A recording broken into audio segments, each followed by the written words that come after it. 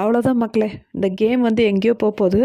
So நம்ம ஸ்ருதிகா அதிரடியாக நாமினேஷன்லேருந்து save ஆயிட்டாங்க. அதுக்கு ரீசன் யாருன்னு பார்த்தீங்கன்னா கஷிஷ். உங்களால் நம்ப முடியுதா?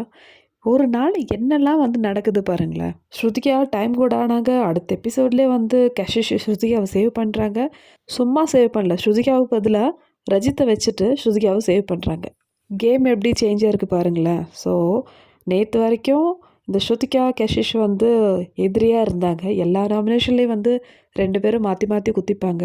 வீட்டில் பேச மாட்டாங்க. ஆனால் இப்போது கஷிஷோட வாயிலே வந்து நான் ஸ்ருதிகாவை சேவ் பண்ணுறேன், இதுக்கு பதிலாக ரஜித் நான் வந்து நாமினேட் பண்ணுறேன்னு சொல்லிட்டு. ஸோ நடந்து முடிஞ்ச டைம் கோட் டாஸ்கில் ஸ்ருதிகா வின் பண்ணுறதுக்கு கஷிஷும் ஈடுன்னு ஹெல்ப் பண்ணாங்க. இதெல்லாமே வந்து ஒரு அண்டர்ஸ்டாண்டிங் தான். அடுத்த வாரம் நடக்க போகிற நாமினேஷன் டாஸ்க்குக்கு இப்போவே வந்து ஹவுஸ்மேட்ஸ் விளையாட ஆரம்பிச்சிட்டாங்க. ஸோ கஷிஷ் வந்து கண்டிப்பாக அடுத்த வாரம் நாமினேட் ஆவாங்கன்னு தெரியும். ஸோ அதுலேருந்து எப்படியாவது எஸ்கேப் ஆகணும் இல்லையா? ஸோ அதுக்காக தான் வந்து ஸ்ருதிகாவை இந்த வாரம் சேவ் பண்ணியிருக்காங்க. இதில் இருந்த ஒரு விஷயம் தெரிஞ்சிச்சு கஷிஷை பற்றி. இவங்க வந்து பியூராக கேமுக்காக தான் வந்திருக்காங்க. இதுக்கெல்லாம் ரீசன் வந்து நம்ம ஸ்ருதிகா தான். ஸ்ருதிகா கஷிஷ் கிட்ட போட்ட அந்த டீல், அந்த டைம் கோடு டாஸ்க் நடக்கிற டைமில் கஷிஷ் கூட கரெக்டான ஒரு டீல் பேசினாங்க. அந்த ஒரு டீல் வந்து இப்போ கேமே வந்து சேஞ்ச் ஆகிடுச்சு பாருங்கள்.